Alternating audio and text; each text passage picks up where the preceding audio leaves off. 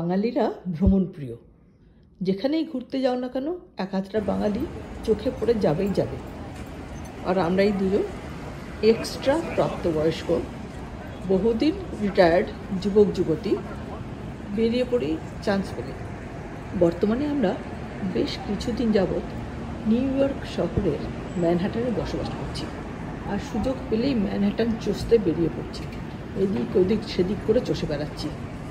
আজ বেরিয়েছি ম্যানহাটানের বিখ্যাত 5th avenue, 6th avenue and Herald Square দেখতে। Hello everyone, welcome back to our channel and to our new blog.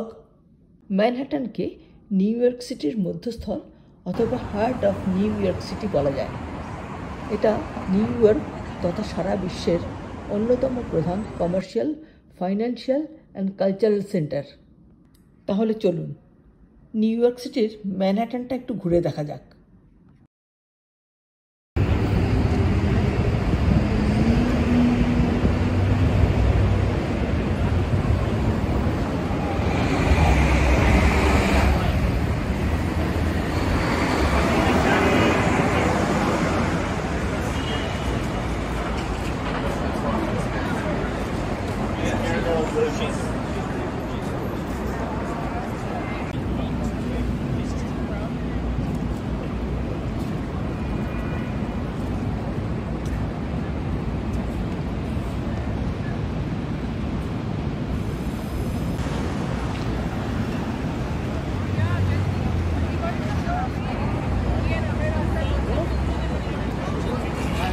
রাস্তা লাল হয়ে গেছে।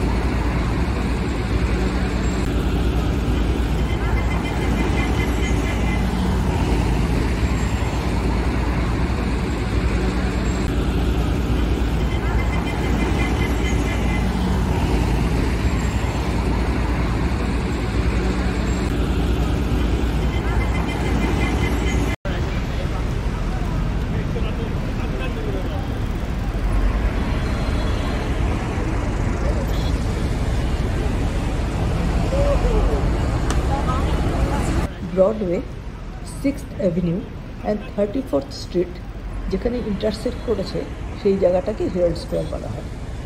6th অ্যাভিনিউয়ের অফিসিয়াল নাম কিন্তু Avenue of the Americas. Herald square new York শহরের মিডটাউন ম্যানহাটানে অবস্থিত একটি কমার্শিয়াল প্লেস।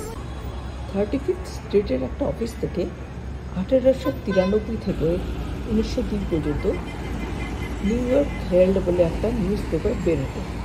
তার অফিস ছিল এইখানে, তাই জন্য এই জায়গাটার নাম হেরাল্ড স্কোয়ার রাখা হয়েছে। এখানে একটা খুব সুন্দর পার্ক আছে। পার্কটার গেটেই দুটো জলজলে চোখের প্যাঁচা বসানো আছে, দুদিকে দুটো থামে।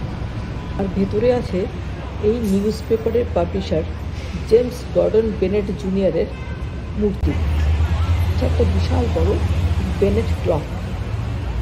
আর এই বেনেটের স্ট্যাচুর পাশে গাফ অ্যান্ড স্টাফ দুজনে দাঁড়িয়ে আছে, যারা অনবরত প্রতি ঘন্টায় ঘড়িটাকে বাজিয়ে চলেছে।